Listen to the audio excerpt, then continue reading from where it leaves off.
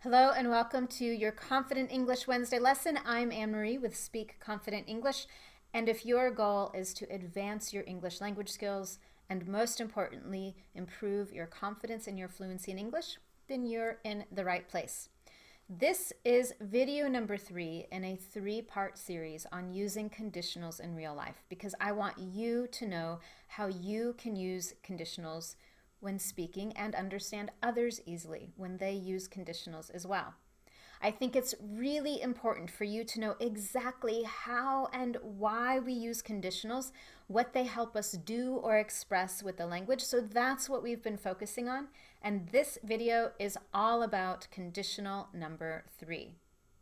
There are 2 big things that the third conditional helps us do or express.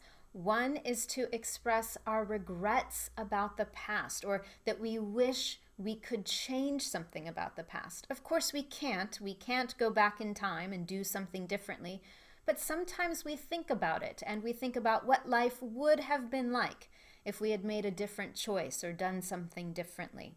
So we use it to express that regret or that wish for a different past. And we also use it to criticize people. So let's take a look at how we do that with the third conditional.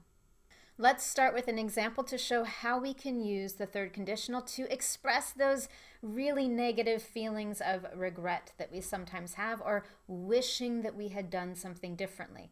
For example, if I hadn't eaten so much over the weekend, I wouldn't have felt so sick during the week. If I hadn't eaten so much over the weekend, I wouldn't have felt so sick during the week. So I'm talking about a past event. I cannot go back in time. I can't make a different choice. I made that choice, and as a result of that choice of eating too much, I felt sick all week.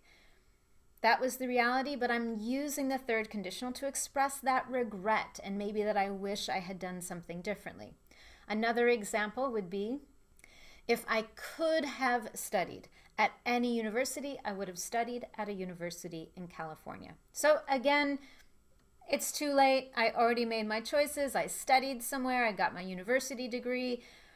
But if I'm thinking about the past and if I'm talking about things I wish I had done differently, maybe I really wish I had gone to California to study. And now let's talk about criticism. Criticism is when we express our dislike or our disapproval over a decision or something that someone has done. So, for example, if you had worn warmer clothes while playing soccer last week, you wouldn't have been sick all weekend. So the reality is, someone decided to not wear warm clothes while playing soccer outside, and as a result they got sick. They were sick all weekend, and no one likes that. No one likes being sick. So the criticism is, you made a bad choice. If you had worn a warmer coat, or if you had worn warmer clothes while playing soccer outside last week, you wouldn't have been sick all weekend.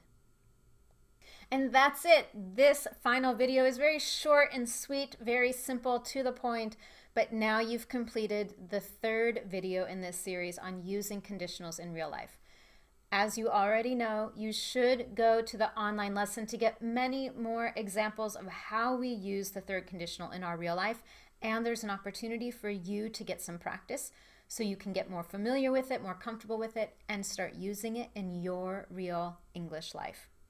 With that, thank you so much for joining me. If you found this series useful, please be sure to share it with your friends, your colleagues on Facebook, Pinterest, LinkedIn, wherever you might have friends on social media. You can do that easily by using the share buttons in the online lesson.